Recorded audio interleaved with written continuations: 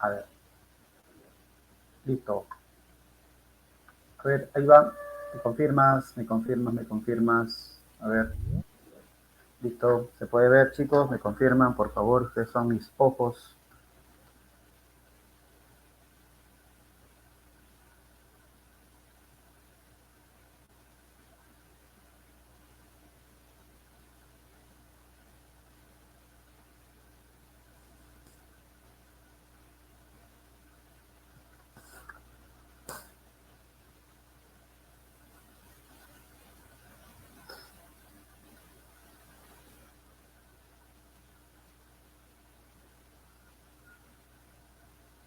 ¿Se ve entonces, no? ¿Se ve?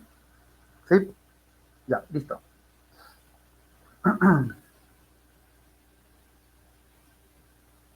Ya. Bueno, entonces, como dije, vamos a desarrollar.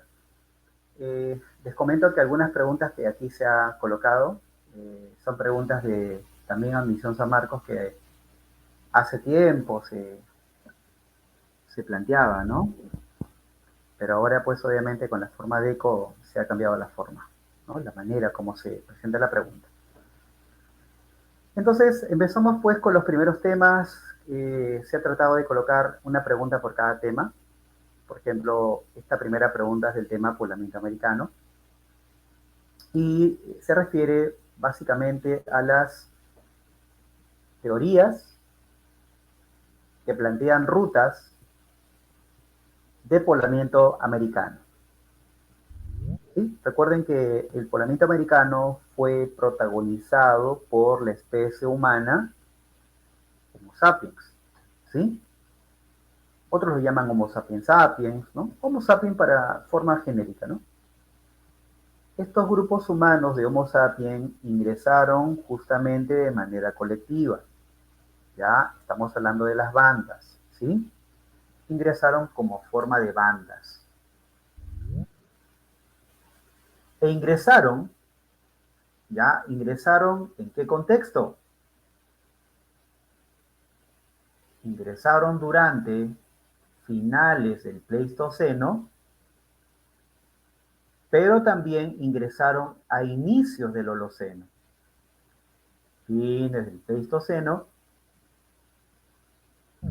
pero también, ojo, ingresaron a inicios del Holoceno, en lo que llamamos nosotros durante el óptimo climático de la Tierra. ¿Ya? Y lo hicieron por diferentes rutas, diferentes rutas. De un solo golpe, profe, no, lo hicieron de varios golpes, varias oleadas, ¿sí? Y hablando de estas rutas de ingreso, que fueron varias, la pregunta 1 nos habla de eso. Nos dice que América, la población originaria de América, ¿sí? La población originaria de América, y cuando digo la población originaria de América, me estoy refiriendo a la población autóctona, la población nativa. ¿Tiene su origen o procedencia en dónde? Bueno, hay un grupo que es indiscutiblemente aceptado, del cual procede, si no exageramos, más de la mitad de la población nativa o autóctona de América. Estoy refiriendo a la procedencia de carácter asiático. ¿Ya? Recuerda que esa población asiática entra a América tomando dos rutas, ¿recuerdan? La ruta de las algas y la ruta de Beringia. ¿Sí? Estas rutas son parte de la ruta asiática. ¿Está bien?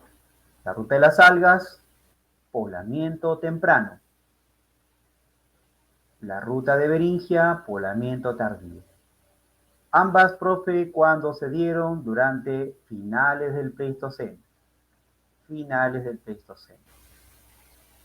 ¿Sí? Ya tenemos una primera opción. Luego nos dicen la de origen y nos hablan del autor de esta procedencia, Paul Rivet. El origen oceánico, ¿ok? Y esa ruta oceánica, ¿cuándo se produjo? ¿En qué contexto? En el contexto de inicios del Holoceno. Ahí está. Mientras que Méndez Correia plantea la procedencia australiana. ¿Cuándo se produjo eso, profe? Inicios del Holoceno también. ¿Ya? Ahí está. ¿Correcto? Listo, ya está. Ya está, ya está la clave. Ya está, listo, listo. La clave dedito. Ya está. Recuerda que San Marcos, cuando ha venido preguntando sobre el poblamiento americano, hasta ahora San Marcos ha planteado 3 puntos claves. Las rutas, como es la pregunta que ves acá. Esta pregunta es de San Marcos del año 2018, por si acaso la 1. Las rutas es un tema fijo que viene en poblamiento americano. El otro punto que viene en poblamiento americano es, por ejemplo, el contexto. Sí, el contexto. Pleistoceno, Holoceno, ¿verdad? Y la otra pregunta que apunta a San Marcos es referente a la ruta, ¿no? O sea, los puntos de partida, el punto de partida para dar inicio a esa ruta, ¿verdad? Por ejemplo, si yo digo la ruta asiática, ¿cuál es el punto de partida? El norte de Asia, ¿verdad? Si quieres ser más específico, el noreste de Asia. Si yo pienso en la ruta que inicia el poblamiento de Oceanía, pienso en las islas del Pacífico en Oceanía. Y obviamente si digo australiana, estoy hablando de la región de Australia, ¿no? Que es el inicio de la ruta del poblamiento australiano de América. ¿Okay? La noratlántica ocurrió, Mariela, a finales del Pleistoceno. Ya, no olviden, chicos, que los autores de la teoría noratlántica sostenían en su momento que la ruta atlántica era más antigua que la ruta de Beringia. Pero ahora, con el descubrimiento de la ruta de las algas, con eso ya se tumbaron la propuesta de la noratlántica que afirmaba que era la ruta más antigua, ¿no? Esta ruta de las algas tiene, como dije, más de 15.000 años, ¿no?, de antigüedad. ¿Sí? Muy bien. Entonces, seguimos con la pregunta número 2. Esta pregunta 2 se enmarca en el tema los primeros pobladores peruanos. ¿Ya? Recuerden, chicos, que últimamente San Marcos, y esto fue lo que en algunos casos bloqueó a los estudiantes, viene dando una nueva clasificación del periodo del precerámico. Ya esa clasificación lo tenemos en base al planteamiento de lumbreras, ¿no es cierto? En base al planteamiento de lumbreras, que nos dice que el precerámico está periodizado en 3 momentos, ¿verdad? El momento lítico, arcaico inferior y arcaico superior, ¿sí?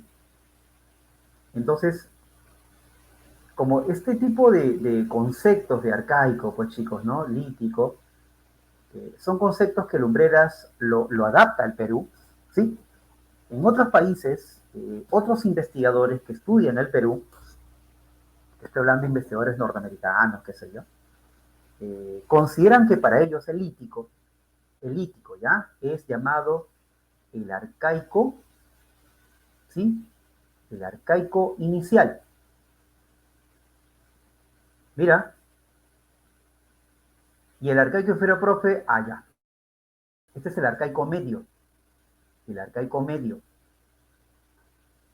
Y el superior, el arcaico tardío. ¿Sí? ¿Estamos? Profe, pero eso no está en mi material de Presa Marcos. No, pues como te dije. Porque esta forma nueva, bueno, no es tan nueva, sino es una forma diferente al que plantea Lumbreras, hace estos paralelos. Pero, ¿sabes lo que se mantiene? Las características se mantienen, chicos. O sea, lo que cambia es el nombre. Lo que se mantiene son las características. ¿Estamos? Entonces, veamos la pregunta. Durante el precerámico en la región de Junín. Ahora, ¿cuál es el resto arqueológico más antiguo que encontramos en Junín? No me digas, pues, la Uricocha, ¿no? Piquimachaya. ¿Cuál es hasta ahora el resto arqueológico más antiguo encontrado en Junín? A ver, te doy 30 segundos, piénsalo. Te comento que se encontró en una cueva, ¿ya? Oye, te doy 30 segunditos, un ratito.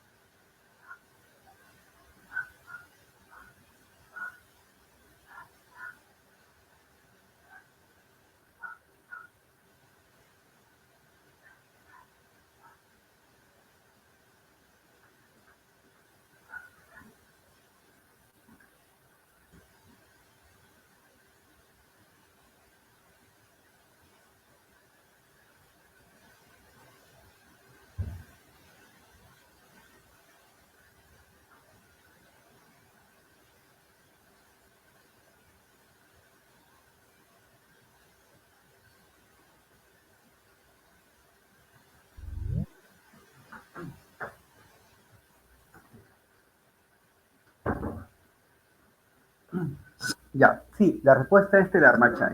Sí, Telarmachay. No, Paiján está en la Libertad, ¿ya? Entonces, lo que se tiene hoy día como resto más antiguo de esa parte de la Sierra Central es Telarmachay. Entonces, el arqueólogo, hay un arqueólogo que ha hecho trabajos ahí, se llama Daniel Lavalle, ha encontrado que en esa cueva de Telarmachay vivían cazadores. Pero son cazadores de qué época? Cazadores de el periodo arcaico medio, o si quieres llamarle arcaico inferior. Recuerda que en ese arcaico todavía hay cacería. Y entonces, ¿qué cazaban ellos inicialmente?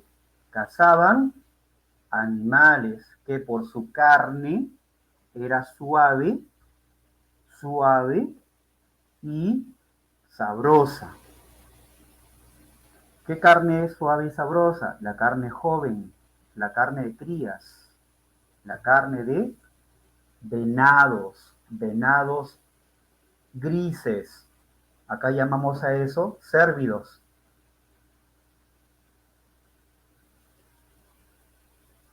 Que eran cazados allá por 3.000 metros sobre el nivel del mar. Pero como estos animales migraron a regiones que van a 4.000 metros, ¿sí? Entonces, lo que va a quedar en esa zona son animales distintos a los cérvidos. Son los llamados camélidos. ¿Está bien? Pero esos camélidos van a comenzar a ser cazados.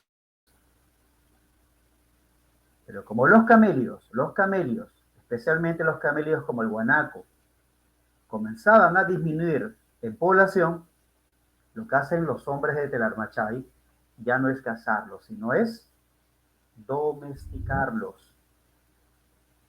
Domesticación de camélidos. ¿Se dan cuenta? Y la evidencia arqueológica que tenemos de esta domesticación es la presencia de corrales. Y por eso Telarmachay se convirtió en el primer pastor del Nuevo Mundo. Esa experiencia que comenzó en Junín, es muy probable que ese conocimiento de Telarmachay sea llevado luego a Ayacucho. Y de Ayacucho se ha llevado el conocimiento de pastoreo, se llama esto, a la meseta del Collao. Por eso que hoy sabemos que hay una ruta del pastoreo, chicos, que comienza en Junín y termina en la meseta del Collao. ¿Ya? Entonces, tanto Junín, Telarmachay, como Jayhuamachay, y los restos arqueológicos de la meseta del Collao, que hoy día sería Puno, están conectados. Y entonces, lo que San Marcos preguntó, porque te comento, esa es una pregunta de San Marcos también, por si acaso hace años viene esa pregunta, era, en Telarmachay, la cacería evolucionó del consumo de carne de cérvidos a carne de camellos. ¿Vale? Carne de cérvidos a la carne de camellos. ¿Todo eso ocurre cuándo, chicos? ¿Cuándo ocurre eso? Arcaico inferior, o llamado ahora arcaico medio. No se olviden, ¿eh? Ya está. ¿Listos? Pregunta 3. ¿Por qué en el periodo lítico los cazadores, ¿verdad?, tenían que desplazarse por varios ecosistemas? Ecosistema de montaña, ecosistema de, por ejemplo, laguna, lagos, ecosistema de desierto del Pacífico, ¿verdad? ¿Por qué? Bueno, obviamente eso depende de la cantidad de recursos que cambian debido a las estaciones, ¿sí o no? El cambio de estaciones genera el cambio de recursos. Si yo estoy en verano, estoy a finales del Pleistoceno, voy a encontrar una costa lluviosa y voy a encontrar vegetación, ¿verdad? Pero a la vez también, si yo me voy a la sierra, voy a encontrar también que en esa misma temporada hay precipitaciones, ¿verdad? Recuerda que la precipitación no es por región, sino es por, o sea, no es por algo así, ¿no? En la costa llueve, en la sierra no, sino es por la condición climática, ¿no? Y entonces eso hace que, como las condiciones estacionales cambian, las condiciones de precipitación cambian, y por lo tanto de vegetación, los animales, la fauna también termina migrando, ¿sí o no? Migra hacia, vamos a llamar por la sierra, y luego en el siguiente año baja a la costa, a mitad de año sube a la sierra, ¿no? Generando todo un circuito, ¿no? Todo un circuito de migración. A ese circuito de migración, correcto, los arqueólogos lo han llamado como la transhumancia estacional. Transhumancia estacional. Ahora, ¿y por qué se daba esta migración entonces? ¿Por qué los cazadores del Lítico tenían transhumancia estacional? O sea, un nomadismo cíclico. ¿A qué se debía? Es la pregunta, dice, ¿no? ¿A qué se debía? ¿A qué? Los recursos variaban por temporadas, o los cazadores dependían de la habilidad para cazar y pescar. ¿Mm? ¿De qué dependía todo esto?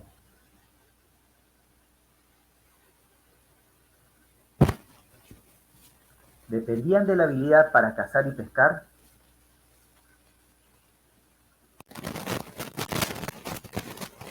Solo dependían de la habilidad de cazar y pescar, chicos. ¿Y dónde queda la recolección? ¿Dónde queda la recolección? Ah, no puede ser ese enunciado, ¿no? Es negando la recolección. Dice solo cazar, pescar. ¿Dónde queda la recolección, sí o no? Ah, no leíste la palabra solo, ¿eh? Te emocionaste. Ah, entonces no puede ser la B de barco. Recuerda que el hombre tiene una economía de subsistencia. ¿Qué es eso? Dependen completamente de los cambios que ocurren en la naturaleza. ¿Se da cuenta? Es una economía dependiente de la naturaleza. Si por estaciones cambian los recursos, me tengo que ir. ¿A dónde? A otro lugar donde hayan recursos. ¿Ven? Y por eso que estos señores dependen solamente de esto, de cuánto la naturaleza termina cambiando, ¿sí? Disponían entonces de recursos por temporadas, porque si cambia por temporadas, ¿qué significa? Que en verano tengo recursos, pero en invierno, caballero, tengo que irme a otro lugar. Y cuando venga verano, regreso a ese lugar. Invierno me voy, verano regreso, ¿eh? Transhumancia estacional. Ahí está. Hay dos cositas que vamos a ver en la B, Luis. Cuando tú lees en términos de forma, si tú lees la palabra solo, ¿no? Los cazadores, no, los grupos humanos dependían solo de. Y no puede ser la B por dos cosas. Uno, porque estaríamos negando la idea de que también eran recolectores, porque lo eran. Porque yo solo significa que soy cazador-pescador. Pero te recuerdas que esta gente vive también de la recolección.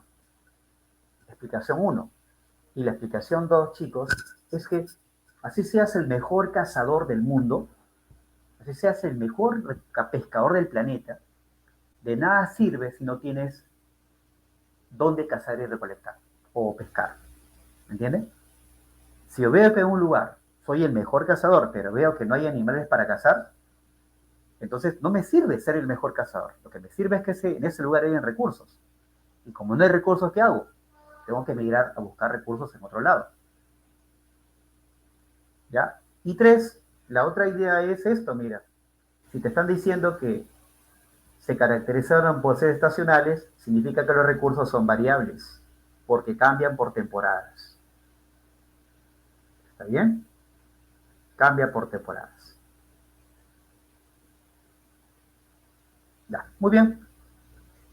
Entonces, chicos, recuerden que cuando decimos economía de subsistencia, no minimices la idea de que, ya, profe, cazador, recolector, pescador, nada más. Ahí nomás me quedo, profe. No. Recuerda que eso significa depender totalmente de los cambios que hay en la naturaleza. Eso se llama economía de subsistencia. ¿Está bien? Número 4.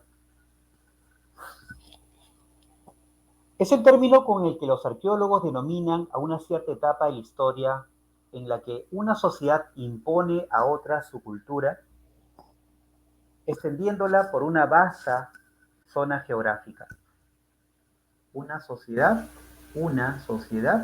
impone su cultura en una gran región geográfica, determinando un comportamiento cultural homogéneo, una sola cultura, si quieres llamarla una cultura hegemónica, una cultura dominante. Estoy hablando de cultura, no te estoy hablando de dominio estatal, ¿eh? Una cultura hegemónica. Profe, imperio. No, es que no es un concepto político, es un concepto cultural, ¿estamos? Este concepto corresponde a... Bueno, si me hablan de ese concepto, tengo que referirme a qué arqueólogo. ¿Qué arqueólogo considera que la cultura centrada en la cerámica genera que las sociedades o se impongan o se descentralicen? Obviamente estoy hablando de John Rawls. Ajá, John Rawls, claro. Recuerda que John Rawls viene de Estados Unidos, no es un gringo que viene al Perú y viene con un enfoque funcionalista, ¿no es cierto? Funcionalista, es decir, que todo artefacto debe tener una función, sirve para algo, ¿no? Y es así que él considera que la cerámica, este artefacto, ya cumplía una función importante. ¿En qué sentido? Evidenciar a través de su iconografía,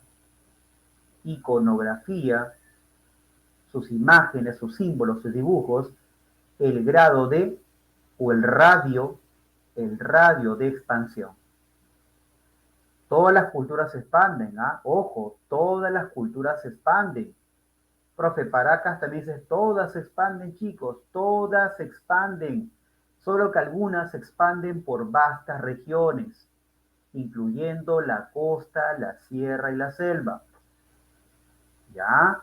Y al incluir grandes regiones, la única forma que te queda para dominar tan gran región es imponiendo un comportamiento cultural. ¿Entienden? Un comportamiento cultural. ¿En qué sentido, profe? No entiendo este concepto de comportamiento cultural. Una manera, un modo, según Rowe, de hacer cerámica. Un comportamiento, un modo, una actitud de cómo hacer cerámica. Si le puedo poner, por ejemplo, chicos, azapuente, ¿no es cierto? Por ahí de repente puedo pensar en el asa estribo, el asa collete, ¿no es cierto? El asa gollete. Puedo pensar, no sé, pues en algo polícromo, algo monócromo, algo bícromo, postcocción, pintura negativa, pintura fija, pintura fugitiva, lo que tú quieras. ¿Ya? Ahí está. Y así llegamos al concepto de horizonte cultural. Ahí está. ¿Estamos? De eso se deriva términos como culturas panandinas.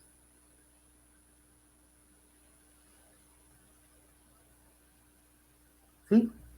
Los horizontes culturales son los periodos donde tenemos culturas panandinas. Y bueno, creo que ya por ahí lo puedes identificar algunas. Chavín, más grande que Chavín, Huari, y más grande que Huari, los incas. El tamaño involucra el tamaño de sus regiones. ¿Está bien? Muy bien. Vamos ahora a la pregunta 5. Una pregunta chiquitita, pequeña, pero importante para poder identificar la parte geográfica, ¿no?, de la pregunta 5. Chavín difundió su influencia desde Piura a Ica, en la costa, y desde hasta en la sierra. Ya, a ver, a ver, a ver. A ver, Chavín, ¿eh? También fue costeña y serrana, ¿sí o no? A ver, profe, ¿de dónde a dónde abarcaba la poderosa cultura teocrática Chavín? Más o menos ahí, qué feo dibujo, profe, qué feo dibuja. No sirve, chicos, caballero. Me salió mal, ¿eh? Ahí está. Bueno, se entiende que es el Perú, ¿ya? Ahí está. Entonces dice que Chavín, que abarcó desde Piura hasta Ica, ¿está bien? Y en la sierra, ¿de dónde a dónde?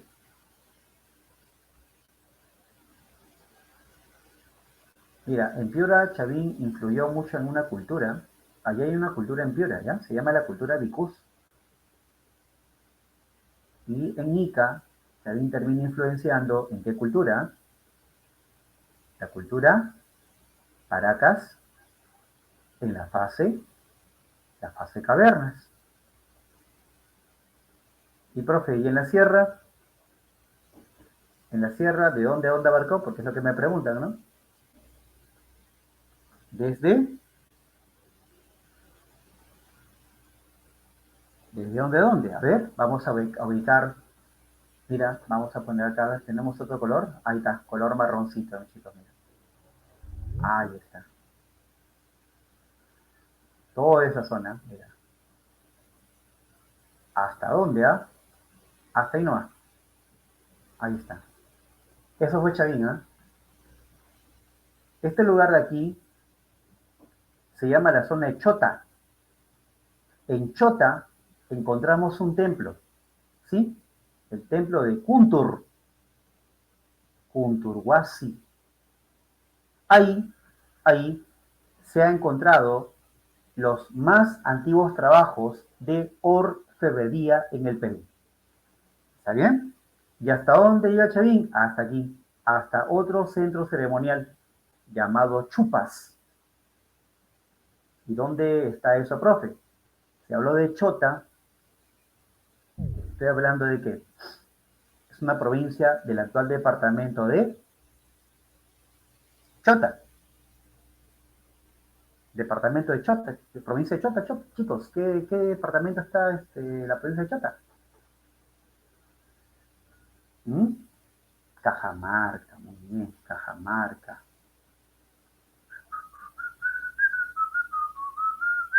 Ahí está Cajamarca, ¿ves? Cajamarca. ¿Y Chupas, profe? Bueno, Chupas está en Ayacucho,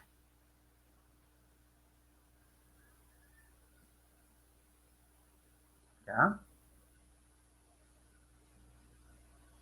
No se olviden que la Cajamarca está muy cerca a la selva alta de Ayacucho, también está cerca a la selva alta. Y lo que hoy los arqueólogos han encontrado es que por esos núcleos, del norte y del sur, también estarían entrando elementos de las selvas. ¿Sí? Profe, ¿por qué, profe? Porque por el norte, como nosotros tenemos por acá, miren chicos, el paso o abra de Porcuya, ¿verdad? El paso o abra de Porcuya, por ahí transitan no solamente animales, también transitan personas que vienen de la Amazonía, la selva alta. Trayendo qué cosa, chicos, que traen por aquí? Traen plantas alucinógenas, ¿verdad? ¿Qué plantas, profe? ¿Qué plantas? Por ejemplo, la coca, por ejemplo, también el yopo, ya está la yuca o llamado mandioca. Ah, muy bien. Profe, ¿y por qué quieren entrar por aquí? Porque luego ellos van a bajar hacia la zona sur y van a ir hacia Chavín de Huántar, al templo, para ofrendar a los sacerdotes. ¿Ok? Por eso en Chavín comienzan los intercambios de qué? De bienes. ¿Cómo llamamos estos bienes? Bienes de tipo, bienes de tipo ceremonial, bienes de alto valor, ritual, o si quieres llamarle bienes exclusivos. ¿Ok? Bienes exclusivos, porque chicos, esos bienes no lo van a tener cualquier persona, lo tienen los sacerdotes de Chavín, los bienes exclusivos, ¿ya? Sí, por eso los dioses, pues chicos, tenían de los dioses de Chavín tenían ciertos rasgos con animales de la selva, ¿ya? Porque las personas que iban a Chavín llegaban con esos elementos amazónicos, ¿no? Entonces, si yo estoy en Chavín de Huántar y me pongo mis plumas de aves de la selva, me pongo en mi boca mis dientes en forma de felino y yo recibo a un peregrino que viene de la selva, ese peregrino se siente en casa, ¿sí o no? Se siente en casa. Es como si tú recibas un pariente de la sierra y sirves pues en tu casa tu sopa de mote, tu cuy chactado, ¿no? Ese pariente de la sierra, cuando come en tu casa, se siente en casa, ¿eh? Se siente como parte de su territorio. Eso hacía Chavín. Utilizaba elementos de diferentes regiones para que la gente que iba a Chavín de Huántar, los peregrinos, se sientan como en casa, se sientan vinculados con Chavín. ¿Está bien? Más que una imposición, en realidad es una forma de integración, lo que Chavín había hecho. Pero bueno, ese es un enfoque distinto a lo que por ahí de repente Lumbreras menciona. ¿Ya? Marcamos como clave entonces la clave BB. ¿Listos? Vamos a la pregunta 6. Sobre la cerámica de Moche, ¿no? Una de las cerámicas más importantes que fue también pregunta de admisión, me parece que el año pasado. No, no así como lo que ves acá, no es una pregunta tan precisa, sino nos preguntaba San Marcos cuál fue la intención de que Moche elabore cerámica de alta calidad.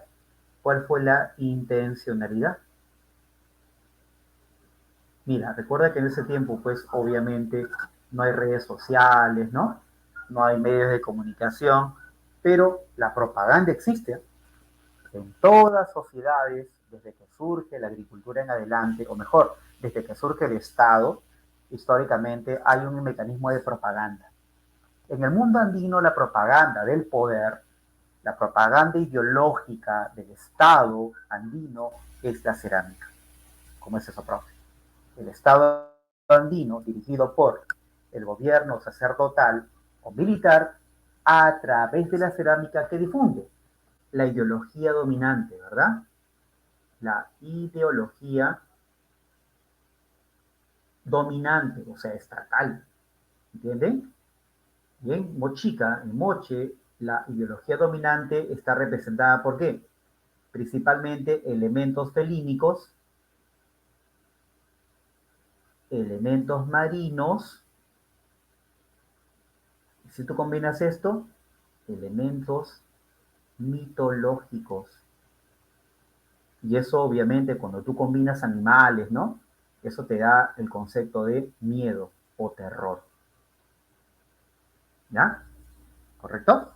Si yo digo terror, tengo que pensar en el color rojo, ¿no, chicos? Tengo que pensar en el color rojo. Por eso que en la cerámica mochica vas a encontrar dos colores. El color crema, que es el color de los huesos, blanco crema, y el color rojo u ocre, sangre. ¿Vinculado con qué? Con la violencia. Vinculado con el concepto de violencia que ejerce el Estado sobre la población. Violencia política. ¿Y cómo es eso, profe? No entiendo. Claro, en Mochica habían sacrificios humanos. ¿Y quiénes eran muertos, profe? ¿Quiénes eran muertos en Mochica? Los propios mochicas que perdían las guerras religiosas. ¿Ya? ¿En honor a quién? Al dios Ayapac, el dios mitológico.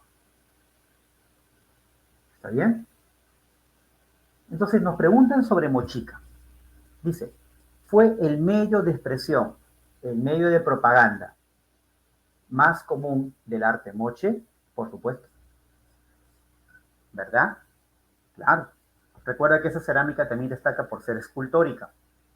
¿Qué cosa queremos representar con lo escultórico? Figuras felínicas, figuras marinas, figuras humanas, figuras mitológicas.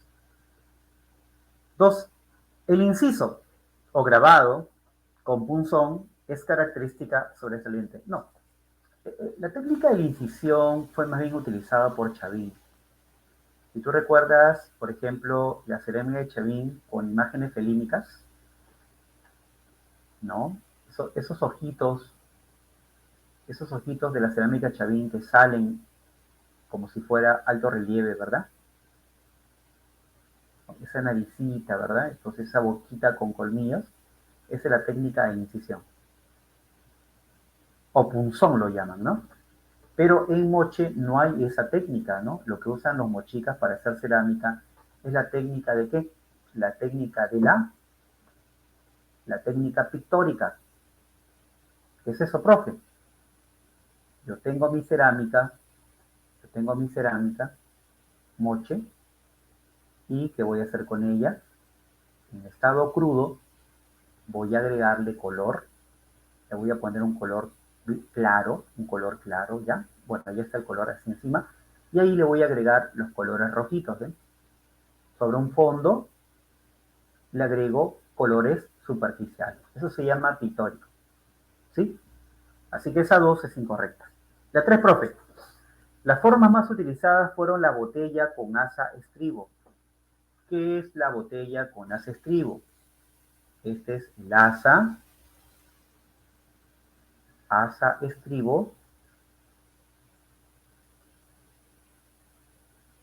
Y este piquito se llama el gollete. Y no olviden que este estilo de asa estribo es propio de la costa norte. No fue un invento de los mochicas este estilo, ¿ya? Ese es un invento que viene de la cultura salinar y gallinazo, pero lo hereda la cultura mochica. Es un estilo de la costa norte. Es parte de la identidad de esas culturas del norte. Muy bien. Y la cuarta, sus colores predominantes fue el blanco crema y el pardo rojizo. Claro que sí, claro. Y la 5, profe, fue una cerámica ritual. En realidad es cierto, ¿ah? También la cerámica mochica fue ritual, ¿ah? Fue ritual. Solo que no hay enunciado 5. O sea, en tu clave A, B, C, D, E no hay 5, pero si tuviera 5 sería correcto. ¿Ya? Así que lo subrayo como correcto. Muy bien, nos quedamos entonces con la 1, Q3 y 4. Marcamos la clave enanito. ¿Listo? Muy bien. 7. Paralelamente a los mochicas, pero en la costa sur, encontramos a la poderosa cultura nazca.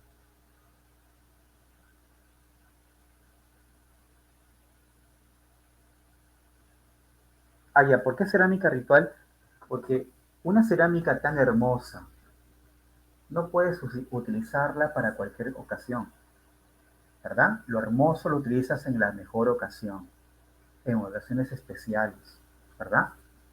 No puede ser utilizado de forma cotidiana. Y obviamente los momentos más especiales para estas sociedades son los elementos rituales. Así que esta cerámica se utilizaba para los actos ceremoniales, las ceremonias. ¿Y cuál era la ceremonia más sobresaliente de la cultura mochica? Ceremonias en honor del dios Ayapaec, el dios degollador lo llamaban. ¿Está bien? Ahí ellos, por ejemplo, vertían chicha de jora, lo servían, ¿verdad? Incluso, chicos, ahí está la cerámica del huaco, el huaco erótico, ¿no? El huaco sexual. Los mochicas tomaban desde, bueno, hay una cerámica sexual que tiene forma de un pene, tomaban de ahí la chicha de jora creyendo que así el huaco les daba esa fuerza, ¿no? Para ser fértiles, poderosos. Es una concepción ritual, como se dan cuenta, ¿ya? ¿Listo? Muy bien, vamos a la número 7. Nazca fue una sociedad elitista y militarista de la cual quedan evidencias de su iconografía, cerámica y restos momificados. A los estados de este tipo se les denomina. A ver qué clave darían ustedes de sus conocimientos sobre historia del Perú en la 7.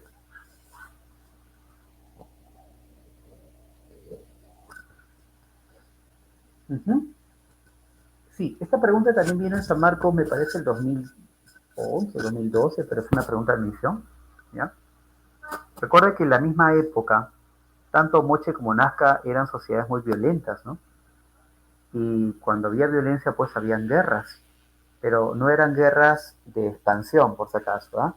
Eran guerras rituales, donde se capturaban a prisioneros y en algunos casos, prisioneros no eran convertidos en esclavos, sino eran sacrificados para los dioses,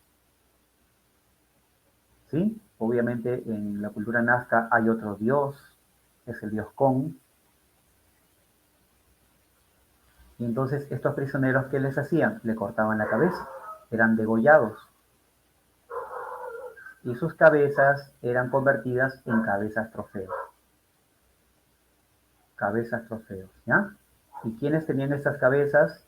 Los tenían los guerreros, que terminaban gobernando la sociedad nazca.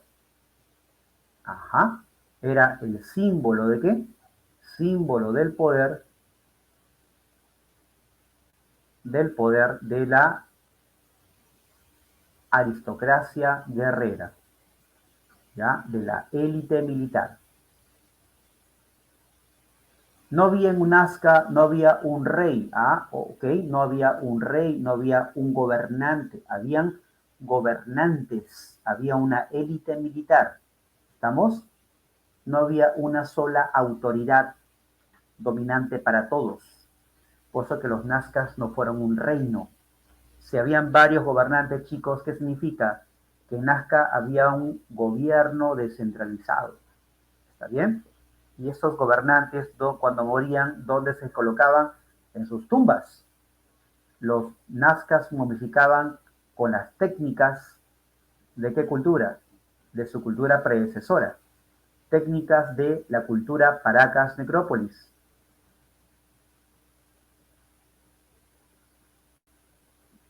Y los enterraban con sus cabezas trofeos. Entonces, cuando los arqueólogos encuentran estos guerreros nazcas, los desentierran, uno, no tienen mucho oro, no como en la costa norte, donde los gobernantes estaban enterrados con mucho oro, como Zipán, pero sí tienen muchas cabezas trofeos. A los muertitos de Nazca, la élite de gobierno se le enterraba con sus cabezas trofeos, ¿ya? Así que hoy sabemos que eso existe por los entierros encontrados con cabezas trofeos. ¿Está bien? Ahí está. ¿Qué jóvenes? Si tienes alguna inquietud, alguna pregunta, alguna consulta, bacán, sería chévere para que puedas plantearla. Si no, vamos a la siguiente preguntita, ¿ya? Muy bien, mira, hacemos esto. Terminamos la pregunta 8 y luego vamos a un pequeño break, ¿sí? Un break de unos 5 minutitos. O 6 si quieres llamar. A ver, vamos con la 8 para ir terminando. Alrededor del siglo 9 después de Cristo, o sea, mientras en Europa se desarrollaba el feudalismo, ¿verdad? Se estaba consolidando. Decayó la hegemonía de la cultura wari, ¿no? Dice que decayó. Surgieron entonces sociedades que se caracterizaron por, bueno, primero, cuando cae Wari, termina un periodo, ¿verdad? ¿Qué periodo termina? El fin del periodo horizonte medio, pero se inicia progresivamente, poco a poco, el periodo de el intermedio tardío, que Lumbreras, ¿cómo lo termina llamando? El periodo de los estados regionales, ¿sí? Es el periodo de los reinos, aquí ya aparecen reinos, los señoríos y los curacazgos. Profe, diferencia entre uno y otro, bueno, los reinos abarcan varios valles, los señoríos abarcan uno o dos valles y los curacazgos abarcan solo un valle, son estados más pequeños. ¿Está bien? Pero cada estado, para poder tener su propia identidad, ¿qué hacen? Cada uno practica su propia tradición, ¿sí? Tienen una tradición propia en su localidad. O sea, cada una, ¿qué cosa tiene? Una tradición regional, ¿ya? Incluso en la forma de gobernar, ¿eh? En la forma de quienes gobiernan la sociedad. Por ejemplo, un reino conocido, el reino Chimú. ¿Quiénes gobiernan ahí? Gobiernan los sacerdotes guerreros. Y tienen dioses vinculados al mar, ¿no es cierto? La diosa, por ejemplo, Luna, la diosa Si, se llama la Luna, o el dios del mar, que se llama Ni. En cambio, por ejemplo, en la sierra no tienes reinos, ¿no? Lo curioso es que en la sierra no existe estados unificadores. En la sierra existe, chicos, estados muy dispersos. Por ejemplo, tú piensas en los chancas. Los chancas es un estado que forma alianzas con otros estados. forman una confederación.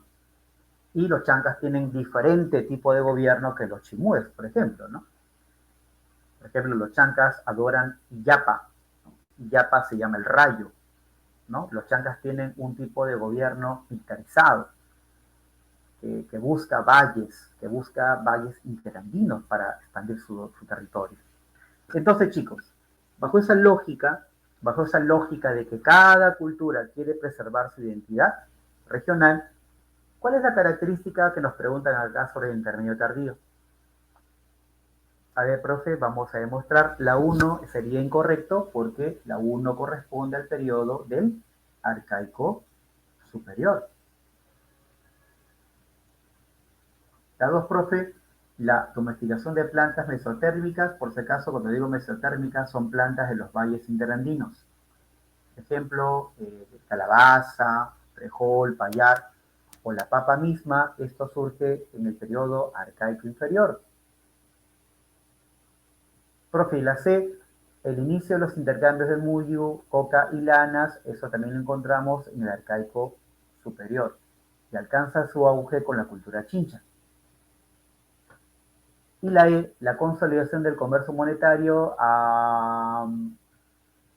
bueno, comercio sí de repente, ¿no? Pero eso de monetario, que usamos una moneda oficial, en realidad usamos más otro tipo de intercambios, ¿no? Basados en intercambios del trueque. Pero menos se consolida este tipo de intercambios, ¿ya?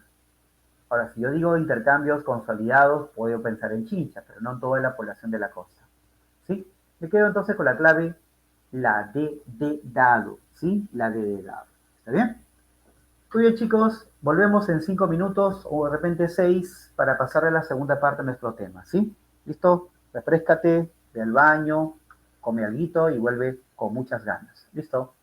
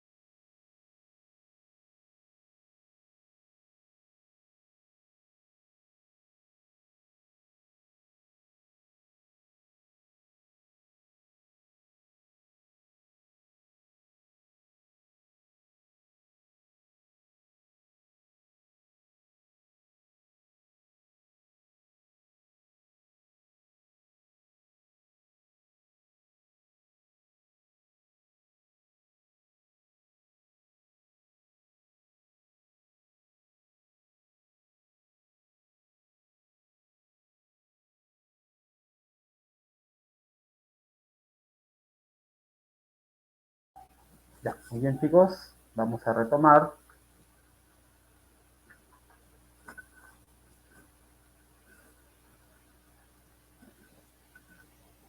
Listo. A ver, ¿están escuchando? ¿Sí? ¿Todo bien? ¿Están viendo la pantalla, el PPT? ¿Me confirman? Ya, muy bien, sí. Entonces con eso confirmo que me están escuchando. Vamos a la pregunta 9. Esta pregunta también se enmarca dentro del periodo del intermedio tardío, ¿no? Que es un periodo, como te comentaba, de sociedades de la costa más centralizadas y las sociedades de la sierra más dispersas. Es decir, que en la sierra los estados tienden a estar más separados, incluso son más conflictivos en la sierra, sobre todo en la sierra sur. Eso explica por qué los chancas contra los incas se van a agarrar a muerte en esta época. Y mientras tanto, en la costa norte se consolidaba la cultura china. Y nos preguntan sobre ella, la cultura chimú. Esta cultura se conoce desde mucho tiempo atrás, ¿ya? Desde bueno, siglo XX, obviamente, cuando llega el arqueólogo alemán Max Uhle para terminar estudiándola. Recuerda que para Uhle, la cultura chimú y las culturas de la costa norte son aquellas que nacen de la influencia de Centroamérica, ¿no? Recuerda que para Ule, Chimú le permitió a Ela demostrar que existe una teoría inmigracionista sobre la cultura andina, ¿cierto? Que consideraba que la cultura andina viene de afuera, de Centroamérica. Dos, durante el gobierno de Michancamán llegó a su máxima expansión territorial, la cultura chimú. En la cultura chimú entonces existe un estado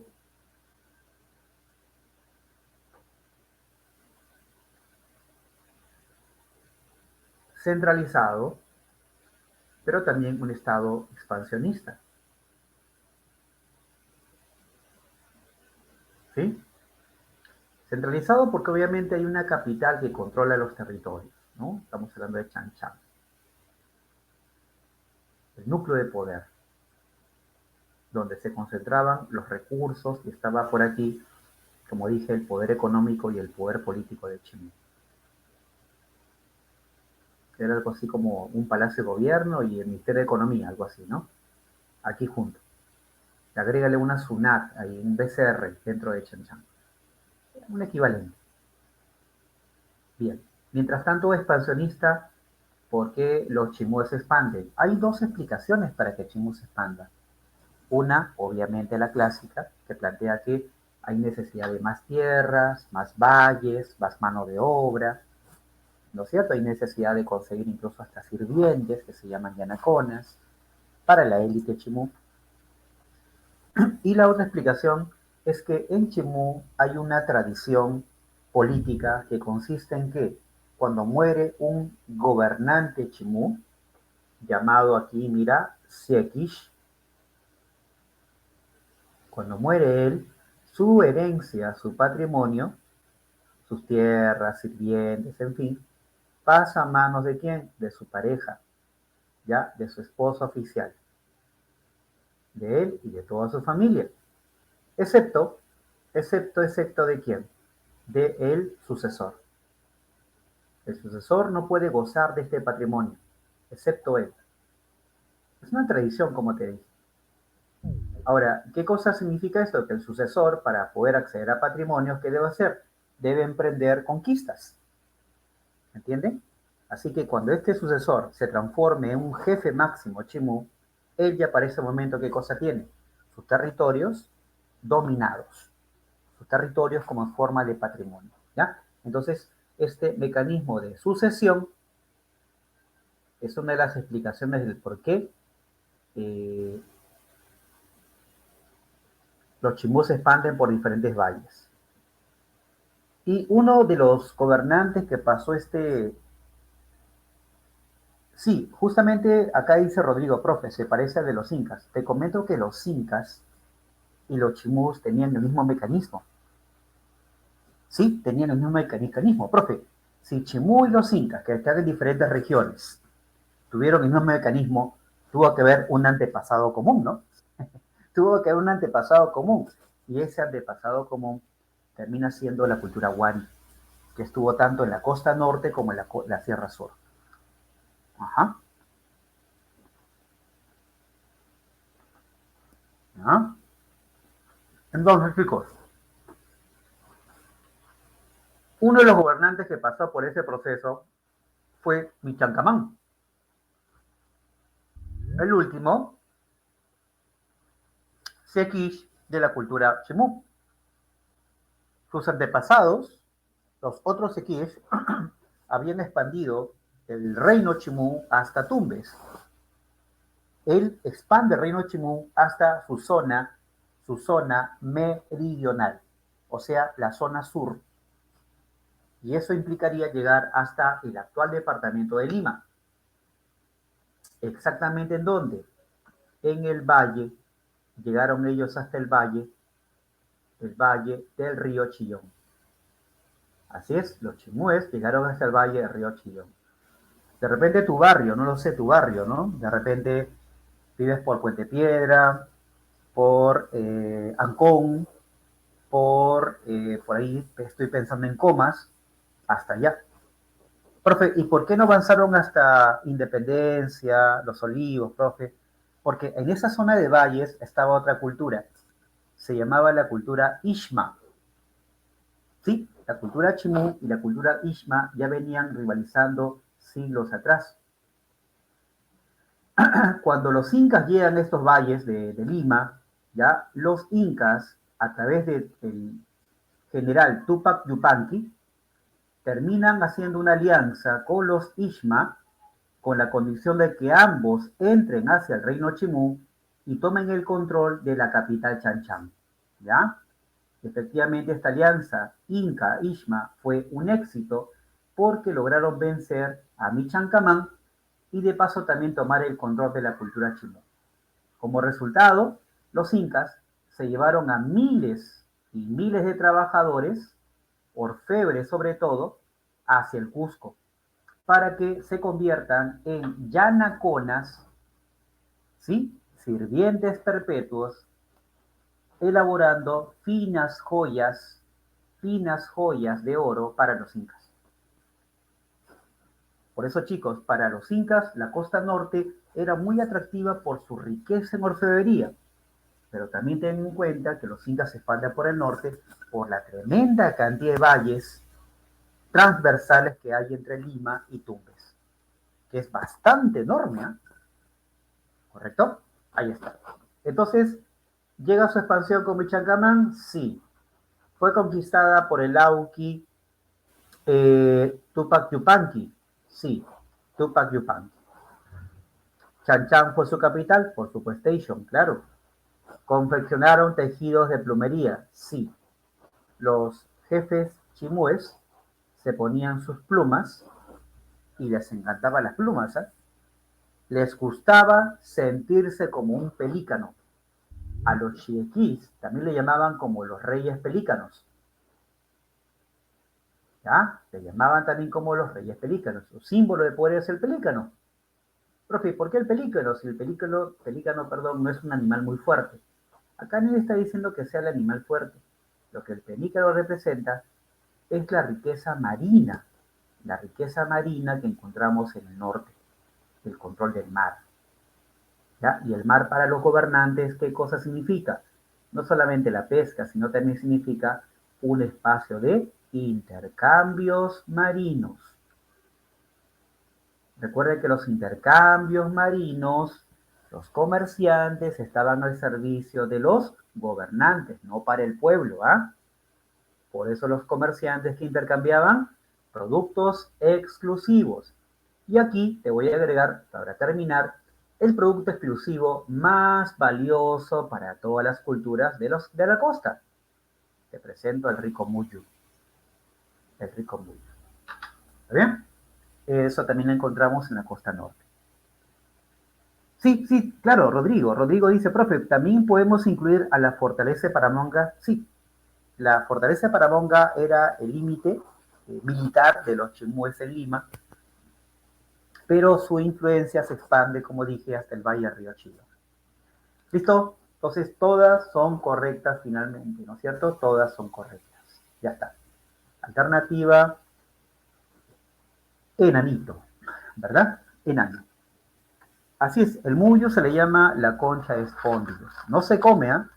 ¿Eh? El mullo no se come.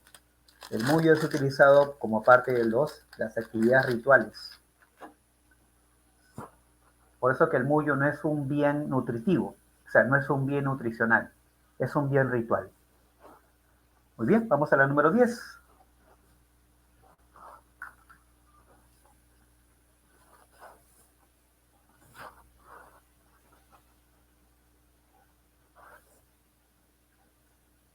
Uh -huh.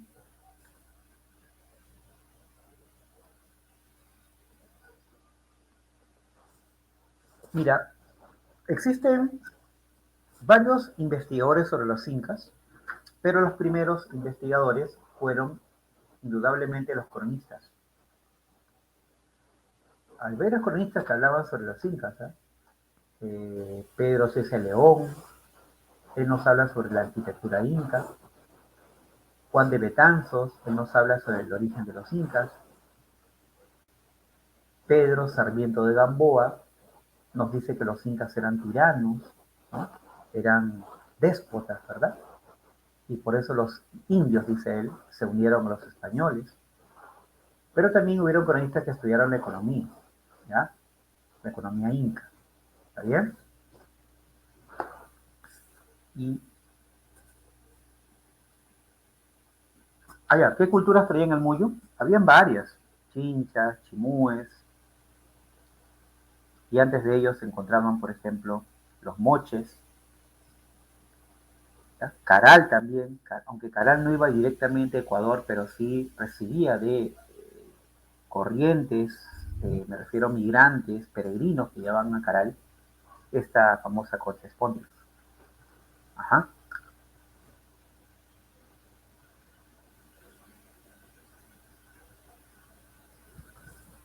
Bien, entonces, estos cronistas consideraban que habían tres formas de trabajo: el Aini, la Minca y la Milla. La primera se refiere al Aini. ¿En qué consistió? Dice, ¿no? ¿De qué trató el Aini? La uno, no, porque turno significa mitad. ¿Está bien? La dos tampoco, porque corresponde a la Minca.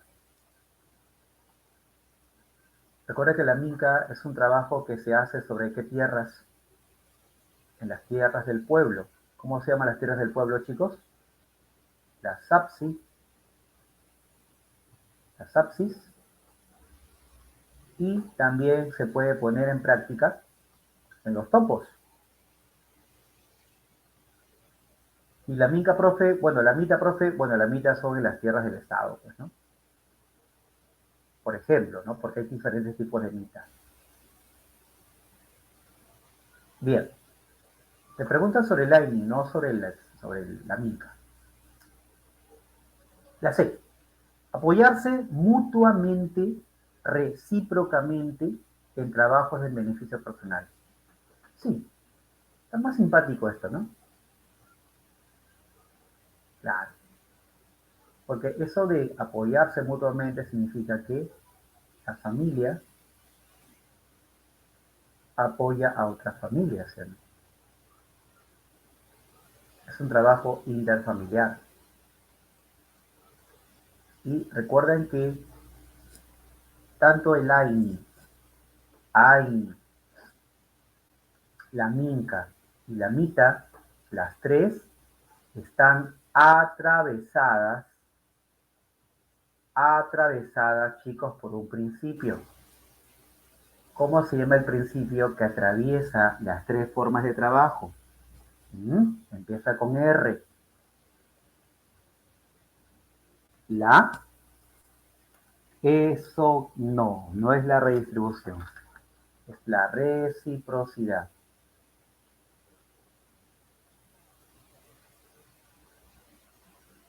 Bien, la reciprocidad. Profe, ¿por qué no puede ser la redistribución? Porque la redistribución es un principio donde actúa el Estado. Estoy hablándote del AINI, donde actúan las familias del AINI. Ahí no está el Estado. En la MINCA tampoco está el Estado. La MITA puede ser, pero en general las tres se ve la reciprocidad. ¿Está bien? La reciprocidad. Puede ser simétrica o puede ser asimétrica, no se olviden. ¿Está? La clave de la C. Profe, la D, bueno, la D no, porque la D me suena más a mita, ¿sí o no? Y la E tampoco, porque la E suena también a mita o minca también en algunos casos. ¿Sí? Listo. Pregunta 11. Vamos a uno de los momentos más críticos de la historia del Perú, la conquista del Imperio Inca. Los primeros años, chicos. ¿De cuánto a cuándo abarca la conquista de los incas? 1532 con la captura de Atahualpa y termina en el año de 1542, cuando el rey de España promulgó las nuevas leyes de Indias. Entonces, en ese periodo, ¿ya teníamos a la mina de Potosí? Respuesta, no. La mina de Potosí se comienza a explotar desde 1560. Ahí ya no hay conquista, ya es periodo virreinal, ¿no?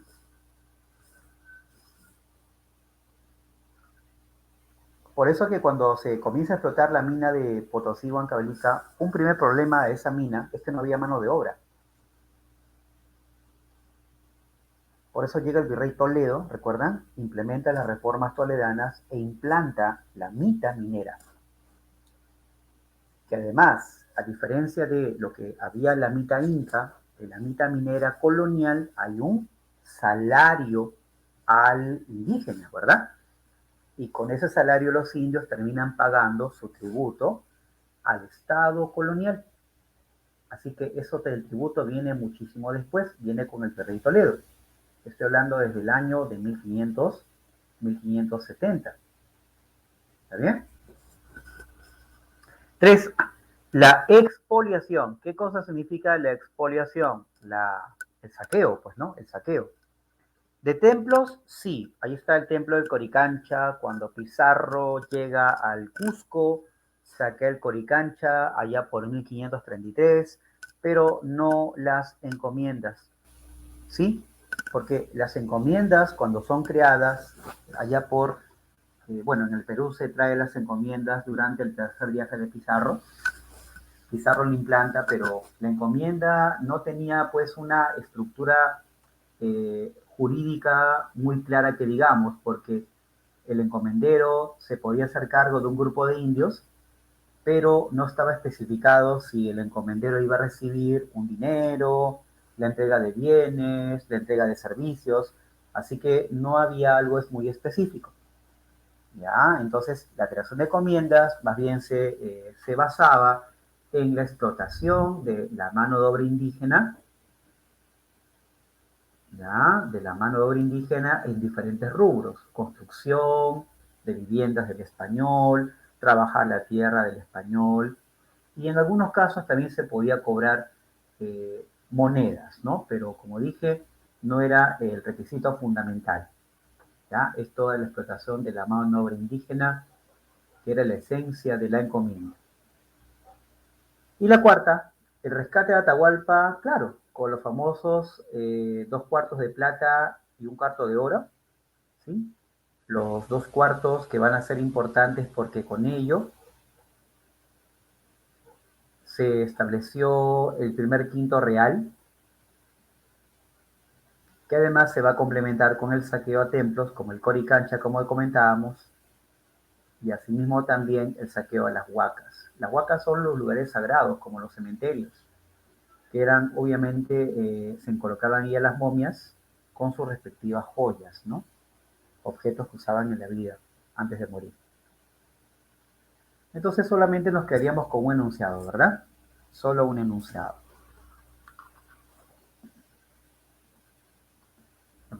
¿No?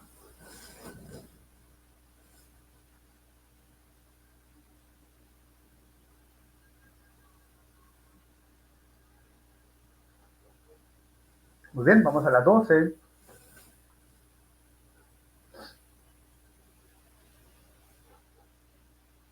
Si tienes alguna consulta, la puedes plantear en el chat, ¿ya? A ver, ¿qué dice la 12? En relación con la economía del virreinato, indica verdadero o falso. Bueno, aquí vamos a hacer una cosita para poder entrar a la clave, ¿ya? Vamos a desprender la economía virreinal,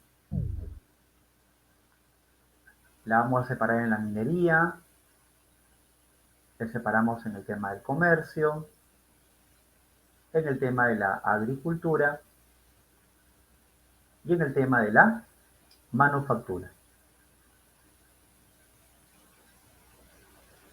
Obviamente las actividades más importantes se centran en la minería, bajo el principio del mercantilismo para explotar metales preciosos.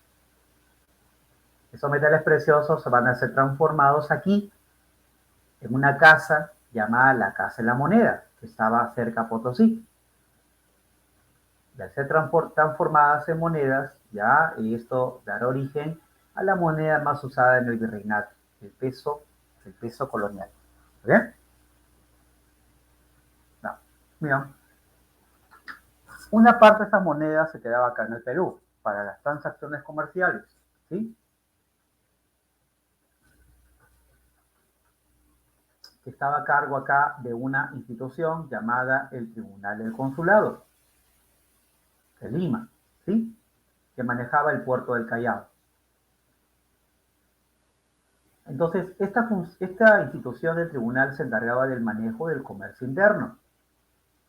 Y cuando digo el comercio interno, o sea, el comercio dentro de todo el virreinato del Perú, me refiero al comercio de trasladar los productos, distribuirlos, ¿verdad? A través de, por ejemplo, comerciantes de caminos, cobrar, por ejemplo, por el flete, por el transporte, además también de cobrar algunos impuestos como la alcabala, ¿no es cierto?, que es el impuesto a la compra interna, pero a su vez también el Tribunal del Consulado tenía como función, ¿ya? Tenía como función recepcionar los productos que venían desde España. Y para eso el tribunal tenía que salir del Callao hasta el puerto de Portobelo, ubicado en el actual Panamá, porque hasta ahí llegaban los productos que venían desde Sevilla, que era el puerto español. ¿Está bien? Llegaba hasta Portobelo, después de 8 meses de viaje, grandes barcos que traían un montón de mercadería. Que dicho sea de paso, estos barcos se llamaban los galeones. Y al llegar estas mercancías frescas hacia Portobelo, ¿cómo llegaban al Callao? Llegaban al Callao porque desde el Callao salía un conjunto de barcos mercantiles respaldados por la famosa Armada, la Armada del Sur, que era un conjunto de barcos de guerra. Estos barcos respaldaban a estos comerciantes que traían mercancías de Portobelo hacia el Callao. ¿Está bien? Finalmente, profe, cuando se compra la mercancía española, esa platita, ese dinero, ¿a dónde va? Obviamente regresa a España a través del puerto de Sevilla. ¿Sí? Entonces hay toda una ruta de las mercancías, que es la ruta que te voy a poner acá de color verdecito. Y la ruta, voy a colocarte aquí de otro color, a ver, de color, este colorcito, ¿ya? Ahí está, esa es la famosa ruta de los metales preciosos, ¿no? La ruta de la plata, sobre todo. Ahora, como este comercio era monopólico, ¿sí? España era el único reino que comercializaba con sus colonias en América, eso termina motivando la presencia de o bien de piratas o bien de corsarios, ¿sí? O bien de piratas o bien de corsarios, ¿ya? Está más o menos una calavera con su famoso símbolo de peligro, ¿no? Por eso parece más bien un corazón. Está, ¿ya? La piratería, o en su defecto el contrabando.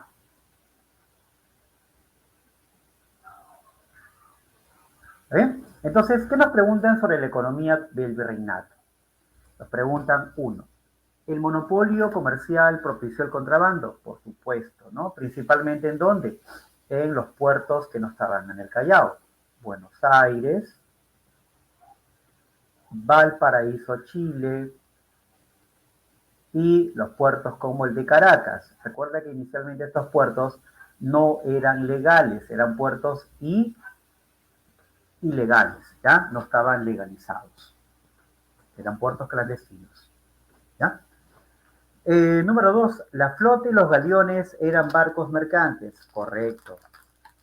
¿El peso fue la unidad monetaria colonial? Sí. La Armada del Sur venía de España. La Armada del Sur venía de España. Ah, venía de España la Armada del Sur. ¿Dónde está la Armada del Sur, profe? Acá, pues chicos, acá está la Armada del Sur, ¿ven? Está entre el Callao y el Portobelo. Lo que viene de España hacia Portobelo se le llama los navíos de conservas. Esos sí eran barcos de guerra, pero venían de Sevilla a Portobelo. En cambio de Portobelo al Callao estaba la Armada del Sur. Recuerda que para que te ubiques un poco mejor, Portobelo es el actual Panamá. Profe, ¿y la Armada del Sur podía pasar al otro lado? No, pues chicos, no puede pasar, porque en ese tiempo Panamá no tiene un canal, no existe el canal de Panamá. Entonces la Armada del Sur que está en el Pacífico no puede pasar al Atlántico directamente. ¿Se dan cuenta? Así que esta penúltima es falsa. Y la 5, el Tribunal del Consulado funcionaba en Sevilla. Respuesta incorrecta. Este tribunal funciona en Lima. Más bien en Sevilla, ¿qué funcionaba? La Casa de Contratación. Esa era otra institución también poderosa. Esta, por ejemplo, se encargaba de cobrar el almojanifazgo, que era el impuesto a las exportaciones, por ejemplo. Así que esta casa de contratación era el símbolo de qué, ¿ah? El símbolo del monopolio español en América. Símbolo español del monopolio con América, ¿sí?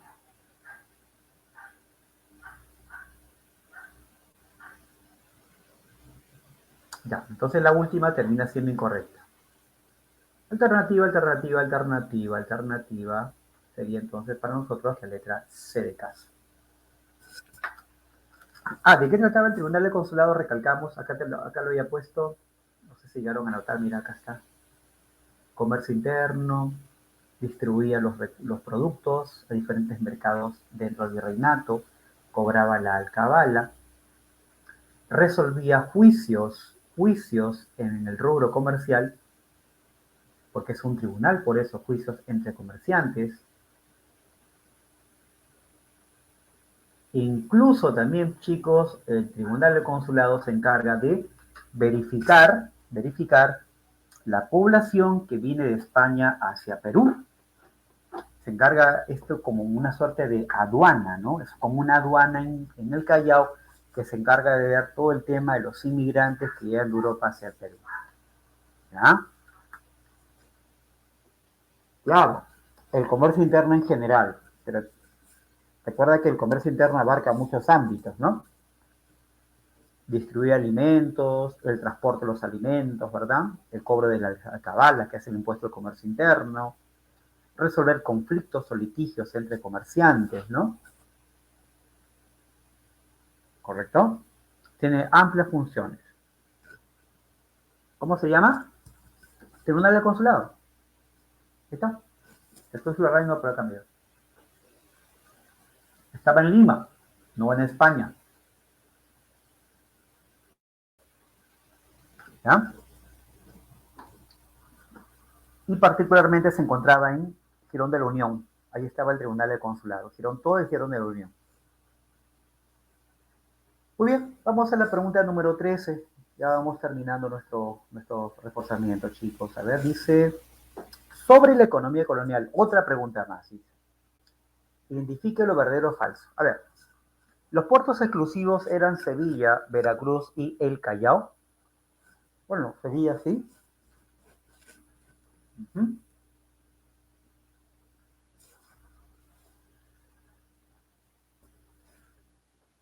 Y Veracruz también, ¿no es cierto? Sevilla para España, El Callao para el Perú. Chicos, ¿y dónde queda Veracruz? ¿Dónde queda Veracruz? ¿Es un puerto de? Claro, es un puerto mexicano. Es un puerto que mira para el lado del Atlántico. Porque el otro lugar que está para el Pacífico se llama Acapulco. ¿Sí? Acapulco, donde está, ¿no?, la historia del Chavo y todo eso, está mirando para el Atlántico, para el Pacífico. Veracruz mira para el Atlántico, ¿no?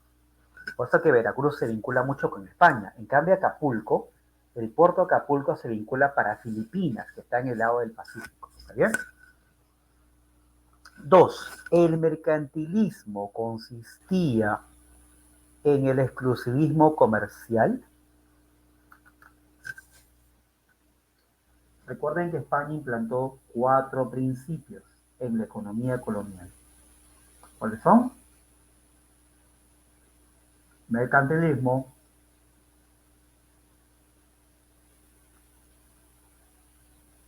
monopolismo,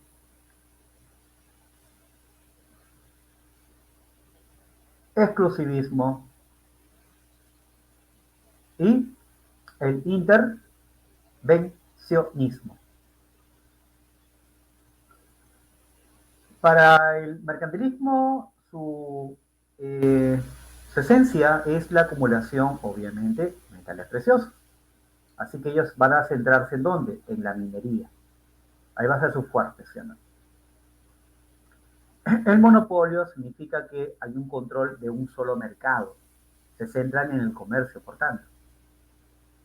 Es una esencia del comercio colonial. El exclusivismo significa que solamente puertos permitidos o legalizados pueden hacer intercambios. Ya te comentaba, Veracruz, Sevilla, Callao. Y el intervencionismo significaba limitar la producción interna del virreinato. España no quiere que la producción de la colonia sea competencia con la producción de España. Por eso interviene para eliminar todo tipo de competencia. ¿Ya? Así que el lado sería incorrecto, ¿verdad?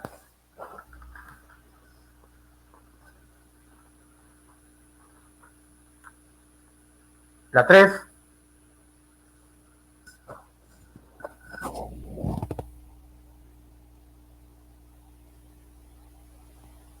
¿El Tribunal de Consulado controlaba el tráfico comercial dentro del virreinato? Respuesta, sí.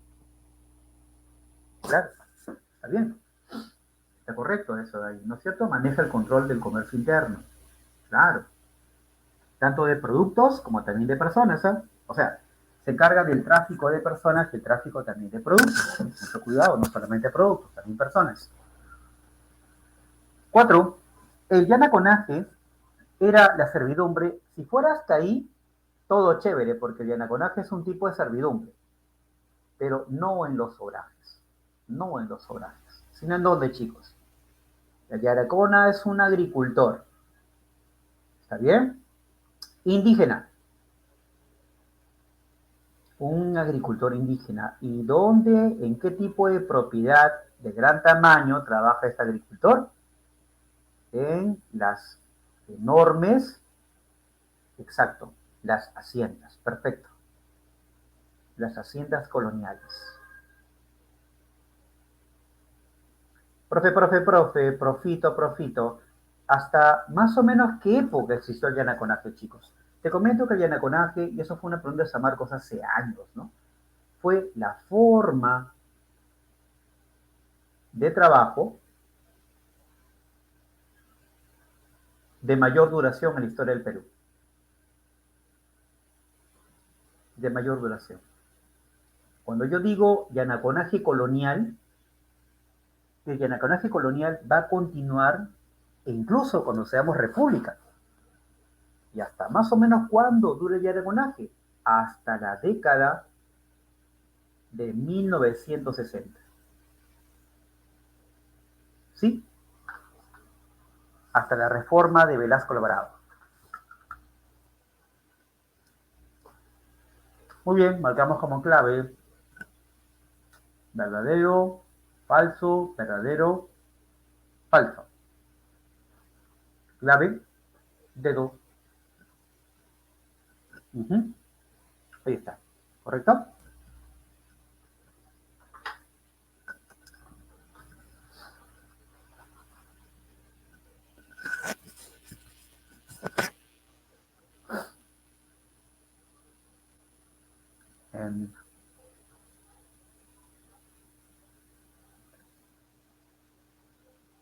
Entonces, vamos a la pregunta 14.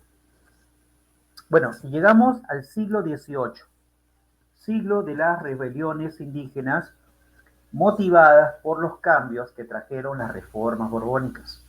¿Sí? Los cambios de las reformas borbónicas, especialmente en el lado fiscal, en el aumento del tributo, también en el incremento o la legalización del reparto mercantil, ¿recuerdan? En el que los indios tenían que comprar mercancías al corregidor. Eso, sumado al descontento de los caciques, porque ¿quién es el cacique? El cacique es un noble indígena que representa a los indígenas ante las autoridades coloniales. Recuerda que el cacique, como Tupac Amaru, es un nexo, ¿cierto?, entre los indígenas y las autoridades coloniales. ¿Ya? Estos caciques, por si acaso, se van a llamar como caciques nativos, caciques de sangre, caciques nativos o caciques de sangre. ¿Ya? Obviamente, cuando digo cacique, no me refiero que si yo soy cacique, mis hijos, todos mis hijos chicos van a ser caciques. ¿Eh? No, no, no. El cacicazgo pasa del papá al hijo mayor o al hijo más hábil. A ver, ¿qué dices tú? El cacique traslada su título de cacique a su hijo mayor o al más hábil. ¿Quién recibe el título de cacique por parte del padre? Respuesta, no es el más hábil. No estás en la época de los incas. No estás en la época de los incas. ¿Entienden? Claro, porque estás en la época colonial. Y para los españoles, que vienen de la época medieval, el derecho de mayorazgo, ¿recuerdan? Claro, se impone en la sociedad también indígena. Así que solamente los hijos mayores de los caciques podían recibir este título. ¿Correcto? Ya está. Y eso fue con el caso de Tupac Amaru II, ¿no? Que termina recibiendo los cacicazgos de Tungazuca, Pambarmarga y Surimana. Recuerda que el cacique, su título, no es un título hereditario. ¿Eh? El título de cacique no es hereditario. No es que yo soy cacique, hijo mío, ven, toma este título. No, lo que hace el rey de España es reconocer a ese nuevo noble, que es el hijo mayor, como nuevo cacique. Los títulos vienen del rey de España, ¿ya? Son titulados por el rey. Por eso los caciques tienen mucho respeto al rey. Tienen mucho respeto al rey. Ya saben por qué. Ya saben por qué, ¿sí o no? Si no hay rey, no hay título. Así que cuando Tupac Amaru se levanta, ¿qué dice él en su rebelión?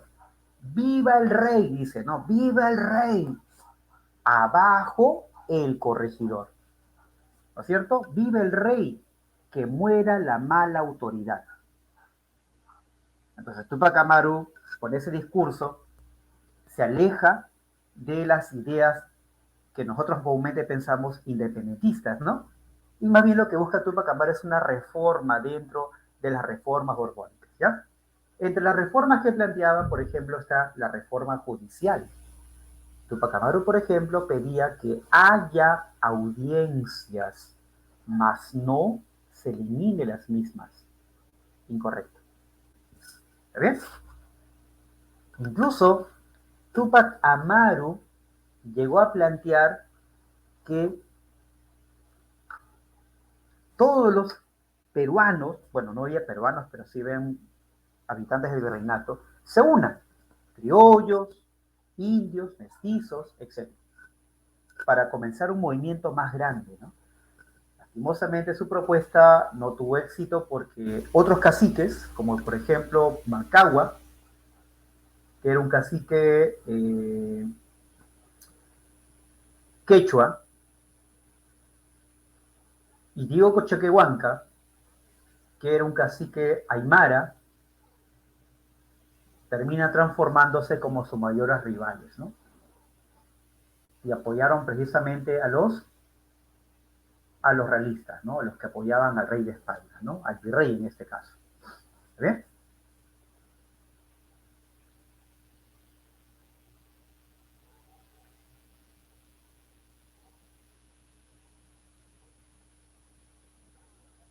Formó un cuerpo directivo del Consejo de los Cinco. ¿Sí? Sí, correcto. ¿Quiénes tenían en ese consejo? Estaba él, estaba su esposa Micaela Bastidas, estaba también su compañera Tomasa Tito Condemaita, estaba también Diego Cristóbal, Tupac Amaru y otros más. Ujú, claro. Bueno, entonces nos quedamos con esta clave, ¿no es cierto? La clave sería verdadera la primera, la segunda falsa, tercera verdadera y la cuarta sería verdadera.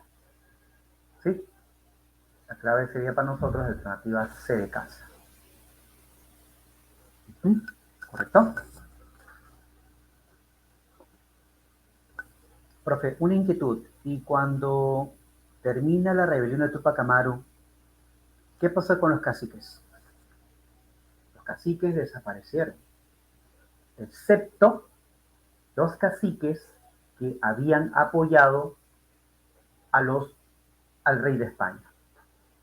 Se llaman caciques realistas. Ellos continuaron. Ejemplo, Pumacagua. Pero también se va a nombrar otros caciques. Los caciques intrusos, que no eran indios, curiosamente, ¿eh? Eran también españoles. Caciques españoles, imagínate, ¿no? Y eso con la finalidad de debilitar políticamente a las comunidades indígenas, ¿no? Las famosas reducciones. ¿Está bien? 15. De la siguiente relación de acontecimientos históricos que corresponden a la rebelión indígena establezca el orden correcto. A ver, tenemos acá la rebelión de Tupac Amaru, que comienza con la captura del corregidor Arriaga, ¿ya?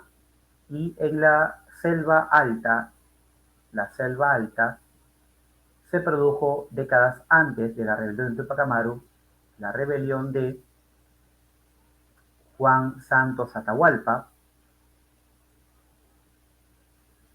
¿ya? Juan Santos Atahualpa,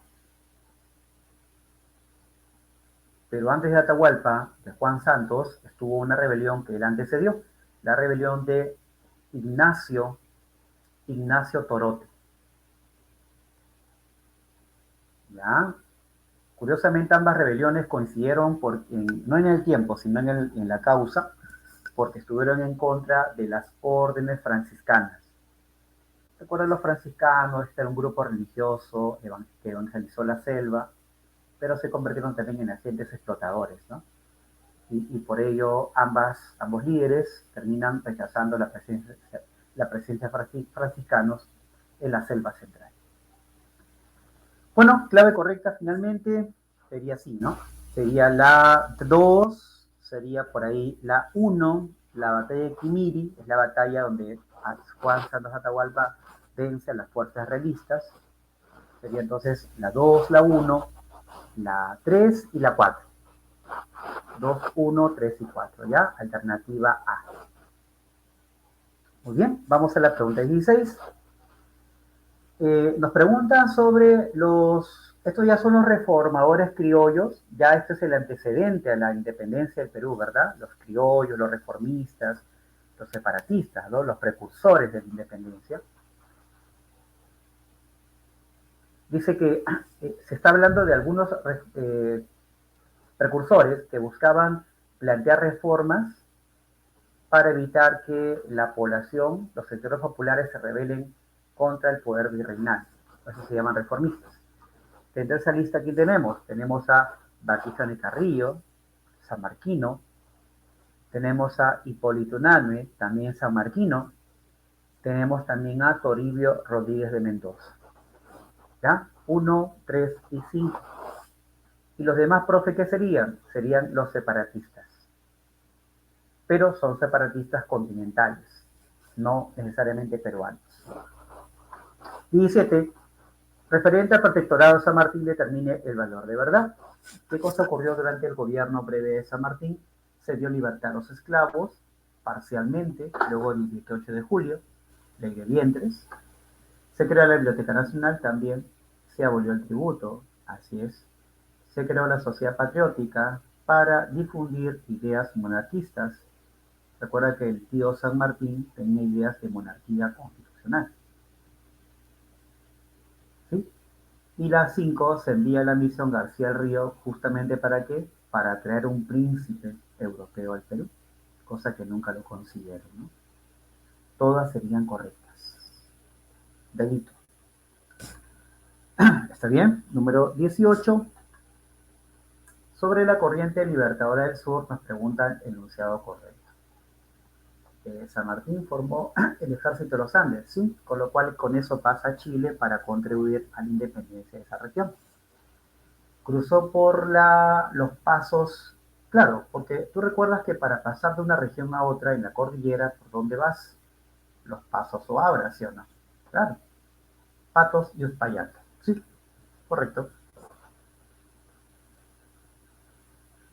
San Martín obtiene la victoria en Chacabuco. En Maipú fueron derrotados las tropas patriotas.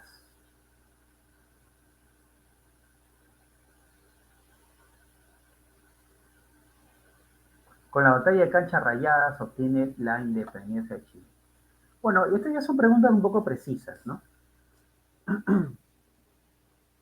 ¿Por qué no se consiguió traer el príncipe? Porque en ese tiempo, chicos, había un bloque de potencias conservadoras que se le llamaba la Santa Alianza.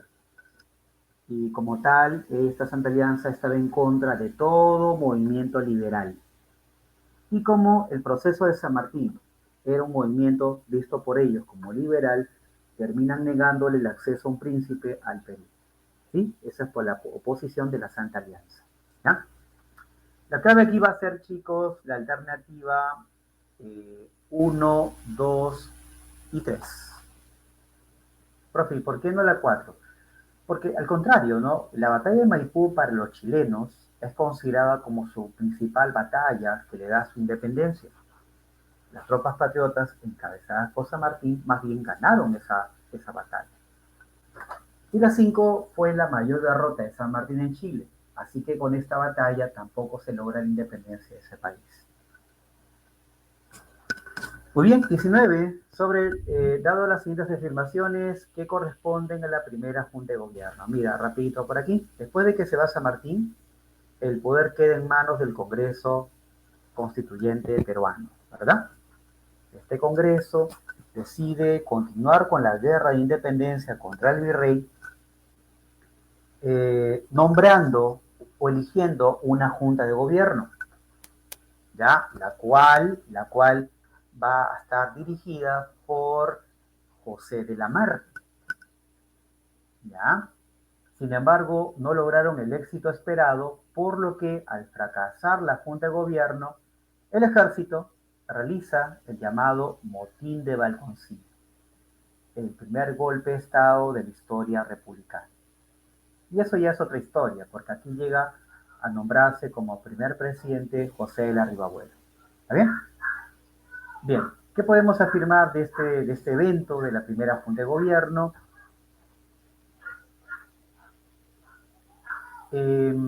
Por ejemplo, son derrotados en Torata y Moquegua, ¿sí? Esto es en la zona sur del Perú. Encabezaron la primera expedición a puertos intermedios también. Y nombraron a Rudecindo Alvarado jefe de los expedicionarios intermedios también. ¿Sí? Nos quedamos entonces como la clave 1, 3 y 5. ¿Bien? No puede ser la D, como dije, porque Ribagüero es parte de otro proceso. Ya para ese tiempo no está la primera junta gobernativa. Ribagüero es el que al llegar a la presidencia pone fin a la junta gobernativa. Y la 2 tampoco, porque esto ocurre, la promulgación de la Constitución ya es en el gobierno de Torre Tagle, que viene mucho después. ¿Sí? Torre Tagle. Bien, chicos, entonces con esto hemos terminado. Nos faltaría una pregunta final sobre la Confederación que podemos indicar como clave.